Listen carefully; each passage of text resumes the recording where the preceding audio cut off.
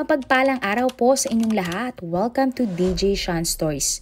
Turn on your notification bell, like and subscribe para sa crime stories araw-araw.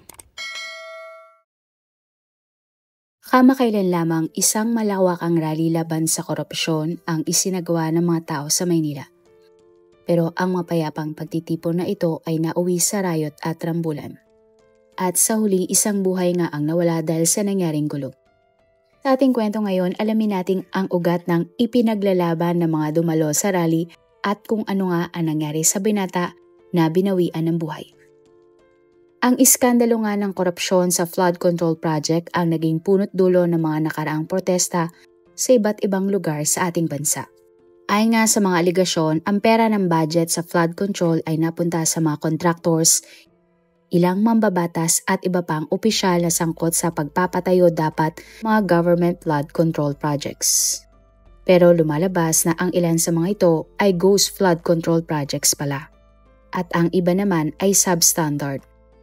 Nagtrending nga ang nag-viral ang vlog kung saan in-interview ang mag-asawang Curly at Sara Diskaya. Ang mag-asawa ay nagmamay-ari ng maraming construction company na kabilang sa mga nakakuha ng 100 billion pesos na halaga ng mga flood control projects.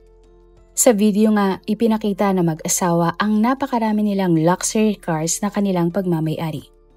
Naging sentro nga din ng atensyon ang mga tinatawag na Nepo babies na anak umano ng mga contractors o mambabatas na nangungurakot sa budget. Nag-research din ang mga netizens ng lifestyle check sa mga asawa, anak o karelasyon ng mga sinasangkot na contractors o mambabatas. At dito na nga tila nabunyag ang napakarangyang pamumuhay ng ilang mga vloggers mula sa mga luxury bags, damit at pagta-travel nila sa iba't ibang mga bansa na sinasabing nanggaling umano sa pondo ng flood control projects. Nagsagawa din ng hearing ang Senado hinggil sa maanumalyang flood control projects na ito. At ilan nga sa mga dumalo ay ang mag-asawang Diskaya. At inamin nga nila na napakarami nilang mga mamahaling kotse. Dahilan kung bakit lalong nagalit ang taong bayan sa korupsyon na nangyayari sa ating bansa. Sa hearing, pinangalanan nga ng mga Diskaya ang ilang mga congressman at opisyal ng DPWH na binibigyan nila umano ng porsyento bilang kickback kapag sa kumpanya nila napunta ang mga proyekto. Naroon din sa hearing ang ex-DPWH engineers na si Bryce Hernandez na inaming may korupsyong nangyayari tungkol sa bilyong-bilyong pondo ng mga flood control projects. Ipinakita pa nga ni Hernandez ang mga larawan ng limpak-limpak na pera na nakukubra umano nila na ikinagalit nga ng maraming netizens. Dahil nga sa mga nalaman ng taong bayan, galit ang mga namayani sa mga Pilipino na siyang laging naaapektuhan ng mga baha kada may bagyo o malakas na ulan. Sigaw nga ng karamihang Pilipino, dapat managot ang lahat ng sangkot sa korupsyon na nangyayari. Kaya naman isang malawakang protesta ang pinanawagan ng karamihan. Ang malawakang protesta nga ay pagpapakita ng galit ng mga tao sa korupsyon, particular na nga sa flood control projects. Dahil sino nga ba naman ang hindi apektado sa baha, hindi ba? Bukod sa nagbabayad na nga umano ng napakataas na tax, tumaas na din ang kaso ng leptospirosis na dahilan nga ng napakaraming pagbaha. Kaya naman ng September 21, 2025, nagsimula ang napakaraming malawakang protesta sa buong Pilipinas. Ito nga ang napiling araw ng mga grupo dahil ito ang ika-53th anniversary ng Deklarasyon ng Batas Militar na ipinatupad ni Ferdinand Marcos Sr. ng taong 1972. Layunin nga ng rally na magsama-sama ang napakaraming Pilipino para manawagan na panagutain ang mga responsable sa palpak na flood control projects at ang ilang mga nagnanakaw sa pondo na ito. At tinawag nga ang rally na ito na 1 Billion People March na ginanap nga sa Luneta.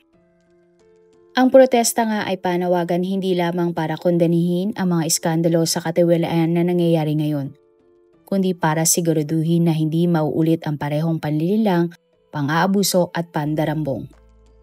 Nagkaroon nga rin ng iba't ibang rally sa iba't ibang panig ng Maynila.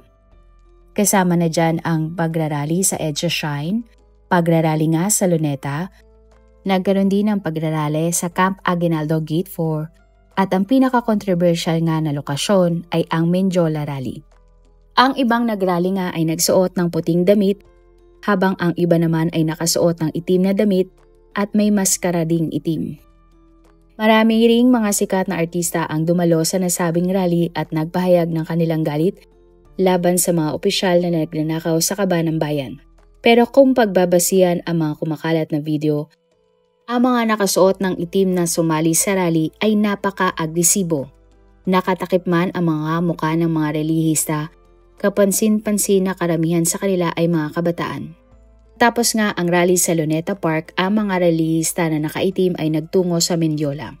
Ayon nga sa isang vlogger, pumunta ang mga nagrarally sa Mendiola dahil gusto nila umanong pasukin ang palasyo ng Malacanang. Pero dahil andyan ang ating mga kapulisan, hindi sila nagtagumpay. Pero sadyang malakas nga ang puwersa ng mga relihista at sinulog nila ang isang trailer truck. Sa isang video naman makikita ang pagsugod ng mga relihista sa mga pulis na may hawak na pansalak. Tinangka nga ng mga relihista na makatawid para makapunta sa Malacanang, pero pilit silang hinadlangan ng mga otoridad. At kalaunan ito nga ay nauwi sa kaguluhan sa pagitan ng mga pulis at relihista. At ilan nga sa kanila ay inaresto ng mga pulis. At nang hindi nakadaan ang mga relihista sa Ayala Bridge, nagtipon-tipon sila sa Mendiola para doon na lamang dumaan papuntang Malacanang, pero muli silang hinarangan ng mga pulis. Pinagbabato naman ng mga relihista ang mga pulis sa nakaharang sa daan. Nagkaroon din ng basaan ng tubig para itaboy ang mga agresibong relihista. Subalit sila ay nanatili pa rin sa Mendiola. Hindi nagtagal nagsimula na ngang sirain at sunugin ng mga relihista ang mga ari-arian ng gobyerno tulad ng traffic lights, signages at ilang pampublikong lugar. Nang kinagabihan nga nang lumabas ang balita na ang grupo ng mga nakaitim na relihista ay nagtipon sa tapat ng isang motel sa Recto. Maya-maya pa, isang taong nakasuot ng hoodie na jacket na may hawak ng baril ang pumasok sa loob ng motel. Makalipas ang ilang segundo, may mga nakaitim ng relihista ang sinimulang sirain ang bintana ng motel. Ayon sa mga balita, ang lalaki ay nagpaputok ng baril bago ito tuluyang nagtago sa loob ng motel. At ang mapayapa sanang pagproprotesta ng mga relihista ay hindi nga nangyari. At bandang alas 9 nga ng gabi nang tumambad kay Mayor Isko ang mga vandal sa mga pader, mga kalat sa kalsada at ilang mga nasirang harang at traffic lights.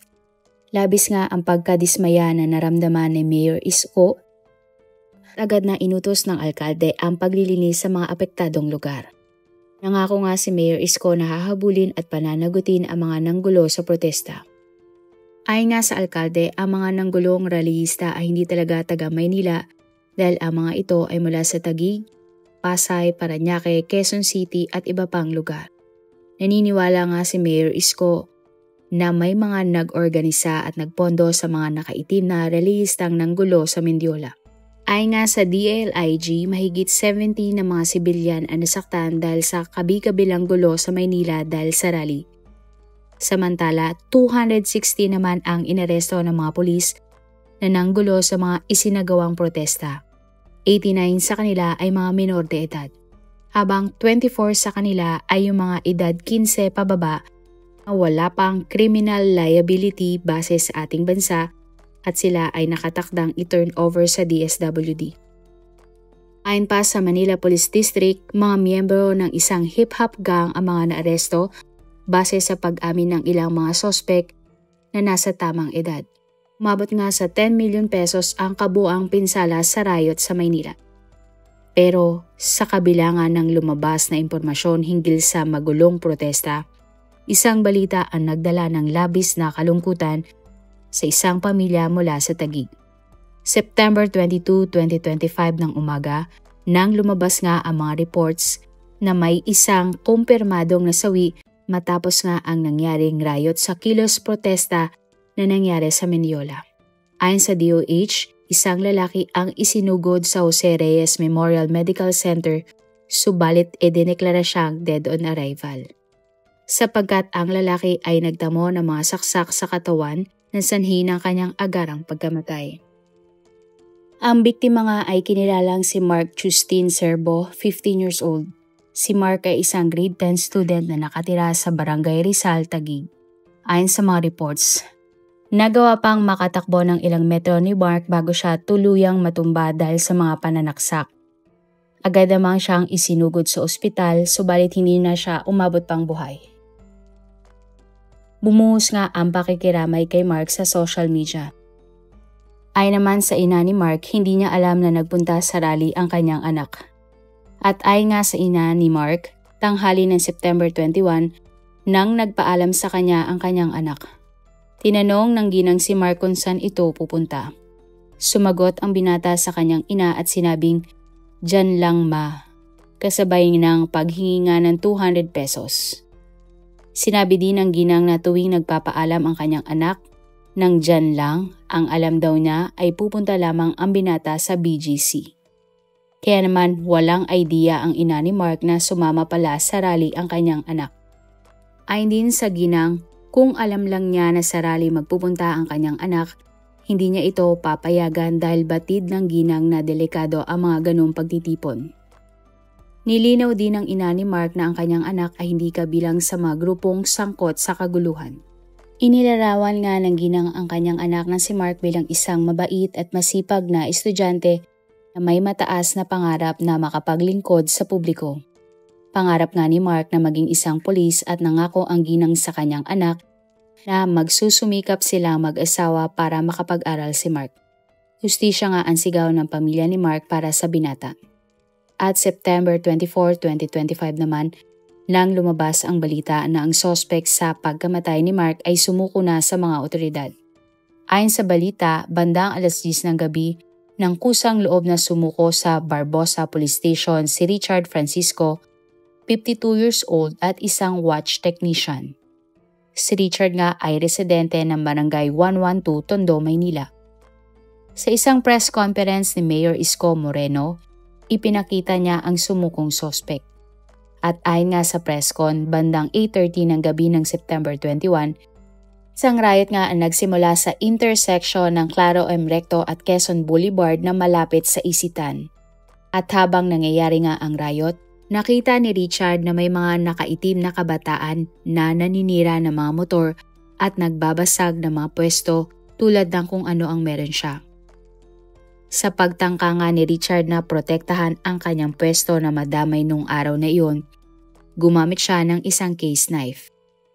Gayunpaman, nagresulta nga ito ng pagkamatay ng binata na si Mark. Ayon nga sa salaysay ng suspect na si Richard, sinabi nito na muntik nang madamay ang kanyang negosyo na isang maliit na pwesto ng watch repair shop sa kalsada kung saan nagrarayot ang mga nasabing kabataan.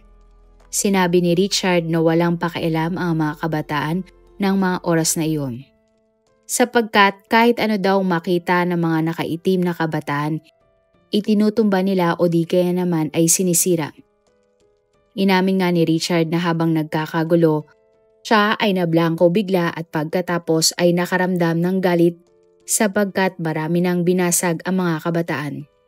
Depensa nga ni Richard, prenotektahan lamang niya ang kanyang watch repair shop dahil ito na ang susunod na sisirain ng mga kabataan. Natakot din daw si Richard para sa kanyang buhay kaya naglabas siya ng patalim para protektahan ang kanyang sarili. Sa huli, humingi nga si Richard ng pasensya sa nagawa niyang krimen at sinabi niya na siya ay nagsisisi dahil hindi naman niya sinasadya ang nangyari. Ngunit para sa nagdadalamhating ina ni Mark, walang dahilan ang mapagbibigay katwiran sa nangyaring krimen. Ayon pa sa ginang, pwede naman sanang hinawakan na lamang ni Richard ang kamay ni Mark at dalhin ito sa police station. At ayon pa sa ginang, walang karapatan ang suspect na magdesisyon sa buhay ng kanyang anak. At dahil nga sa krimen na kanyang ginawa, sinampahan si Richard ng kasong homicide at ikinulong. At ayon nga sa ating saligang batas, kapag napatunayan si Richard na guilty sa pagpatay kay Mark, siya ay maaring hatulan ng 12 years o hanggang 24 years na pagkakulong. Isang video nga ang kumalat online hinggil sa nangyaring pagsaksak ni Richard kay Mark. Ayon nga sa nagpost ng video, nandun siya sa pinangyarihan ng krimen at naka-livestream pa siya ng mga oras na iyon. At ayon nga sa uploader, para sa kanya, walang self-defense na nangyari salungat sa pahayag ng suspect na si Richard. At sa post, sinabi nga ng uploader na sa rekto sa gilid ng motel kinunan ang nasabing video.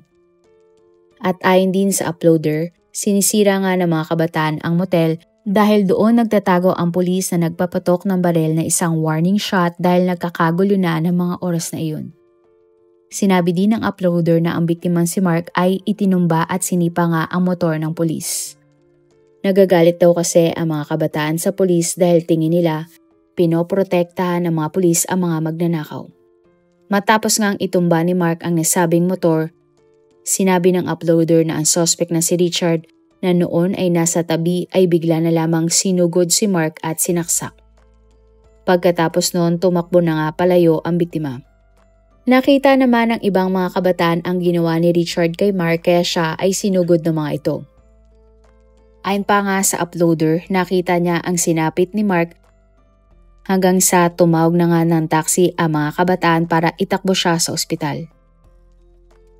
Samot-sari naman ang naging reaksyon ng mga netizens hinggil sa nangyaring krimen at sa kumalat na video. May mga netizen nga na nagsabi na putol ang video na in-upload kaya hindi sila naniniwala na iyon ang buo at totoong nangyari. May mga netizen naman na nakikisempatya sa suspect na si Tatay Richard. Ayon sa kanila, naawa sila na nakulong si Richard dahil ipinagtanggol lamang niya ang kanyang sarili.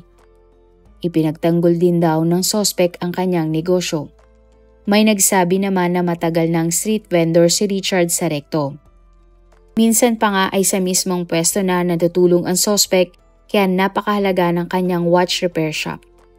Naniniwala nga ang nag-comment na sobrang abala ang ginawa ng mga kabataan sa mga kabuhayan ng mga vendor tulad ni Tatay Richard. Mayroon din mga netizens na sumita sa magulang ni Mark dahil hindi daw dapat nandun ang isang 15 anyos na bata. May netizen nga na nagtanong din kung si Richard naman daw ang napatay ni Mark, mapapanagot daw ba sa batas ang 15 anyos na suspect? Meron pang nagsabi na totoong sinira ng mga kabataan ang mga aparato na gamit ni Richard sa kanyang hanap buhay at sinubukan pa nga na itago ng suspect ang kanyang pwesto nang malapit nang sirain ito ng mga kabataan. Sa isang comment naman, sinabi ng netizens na hindi siya naniniwala sa mga sinabi ni Richard. Sumang-ayon naman ang uploader ng video at sinabi na wala daw sinirang pwesto ang mga kabataan taliwas sa pahayag ng suspect. Tanging motel lamang daw ang sinira ng mga kabataan pero bigla na lamang lumapit ang suspect sa biktima, dala ang malaking balisong. May nagsabi din na bakit hindi na lang daw naawa si Richard kay Mark at sana ay hindi niya ito pinatay. Sana daw ay pinagpasensya na laman ng suspect ang menor de edad na biktima. Kung kayo ang tatanungin, ano ang opinion nyo hinggil sa kaso ni Richard at Mark? Naniniwala ka ba sa sinabi ni Tatay Richard na self-defense lamang ang nangyaring krimen? Ano nga kung si Mark ang nangyari? Marami pong salamat sa inyong panonood. Meron ba kayong mga kwento na gusto nyong i-share sa ating mga manonood?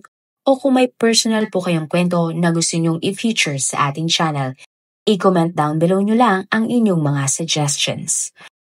Para naman po sa dagdag kalaman, i-subscribe nyo din po at i-follow ang ating iba pang YouTube channel katulad ng Tagalog Facts and Mysteries by DJ Sean at Manila Boy Wonder Philippines.